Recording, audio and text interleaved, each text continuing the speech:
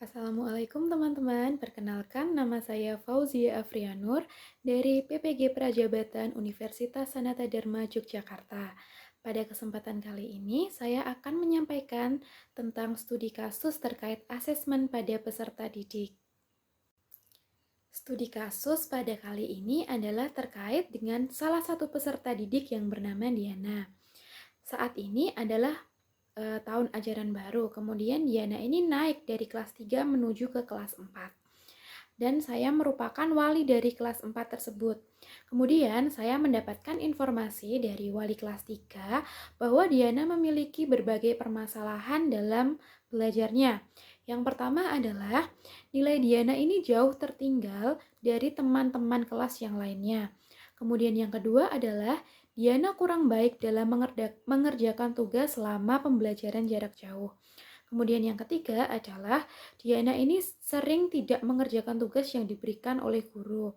Kemudian yang terakhir adalah atau yang keempat, nilai ulangan Diana ini buruk. Namun ketika materi tugas atau ulangan tersebut diulangi secara lisan atau individual, ia dapat menjawabnya dengan baik. Selanjutnya ada beberapa pertanyaan terkait dengan kasus yang dialami oleh Diana. Yang pertama adalah kira-kira bagaimana cara melakukan asesmen terhadap Diana. Kemudian yang kedua adalah jenis asesmen apa yang akan diberikan kepada Diana dan bagaimana pertimbangannya. Kemudian yang ketiga adalah kesimpulan apa yang didapat setelah merancang asesmen untuk Diana tersebut. Nah, kemudian bagaimana cara melakukan asesmen terhadap Diana? Yang pertama yaitu menggunakan asesmen diagnostik. Asesmen diagnostik ini bertujuan untuk mengetahui kemampuan awal Diana.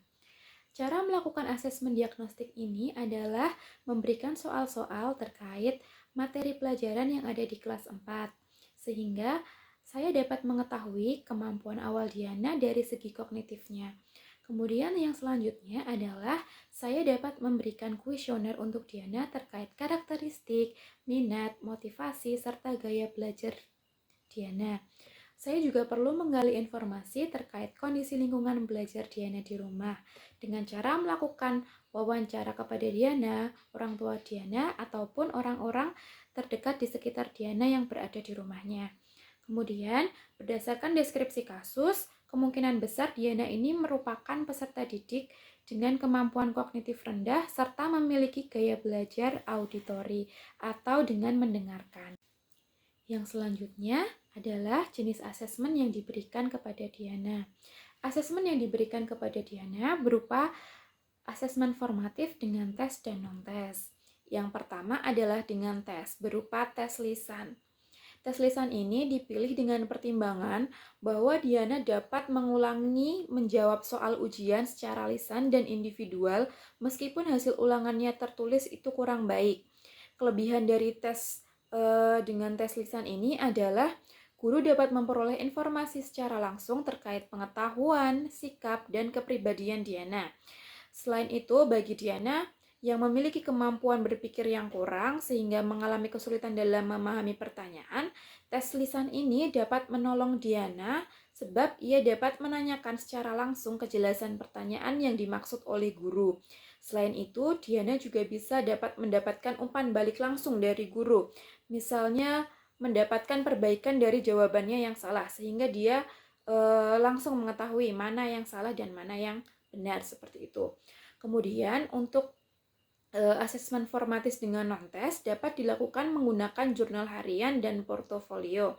Jurnal harian ini dipilih dengan pertimbangan guru dapat memantau perkembangan Diana secara berkala selama proses pembelajaran.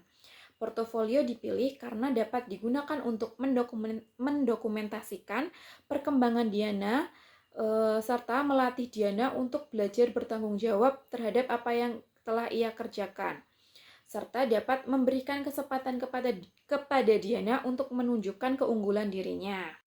Selanjutnya, guru dapat juga menerapkan asesmen sebagai proses pembelajaran atau yang sering disebut dengan assessment as learning. Asesmen ini bertujuan untuk merefleksi proses pembelajaran dan berfungsi sebagai asesmen formatif. Diana sebaiknya dilibatkan secara aktif dalam kegiatan asesmen ini. Diana diberi pengalaman untuk belajar menjadi penilai bagi diri sendiri dan temannya. Penilaian diri atau self-assessment dan penilaian antar teman merupakan contoh assessment as learning. Jenis assessment ini memiliki beberapa fungsi, yaitu untuk mendiagnosis kemampuan awal dan kebutuhan belajar peserta didik, kemudian sebagai umpan balik memperbaiki proses pembelajaran dan strategi pembelajaran, mendiagnosis daya serap materi, dan memacu perubahan suasana kelas. Sehingga asesmen ini sangat pas jika diterapkan kepada Diana. Kesimpulan yang didapat setelah mencoba melakukan desain asesmen terhadap peserta didik adalah guru sebagai pendidik hendaknya mengenali terlebih dahulu kemampuan dan potensi setiap peserta didik agar dapat merancang asesmen yang sesuai dengan karakteristik mereka. Kemudian dalam melakukan asesmen, guru perlu memantau perkembangan peserta didik sesuai dengan asesmen yang diterapkan. Apakah asesmen tersebut itu berjalan dengan baik dan efektif dilakukan terhadap peserta didik tersebut atau tidak. Apabila sesuai, maka asesmen tersebut bisa dilanjutkan dalam penggunaannya. Kemudian apabila asesmen tersebut tidak sesuai, maka guru harus merancang alternatif asesmen lain yang lebih efektif diterapkan pada peserta didik tersebut. Sekian presentasi yang dapat saya sampaikan terkait studi kasus tentang asesmen dalam pembelajaran. Terima kasih atas perhatian teman-teman dan mohon maaf apabila ada salah kata baik yang disengaja maupun tidak disengaja. Wassalamualaikum warahmatullahi wabarakatuh.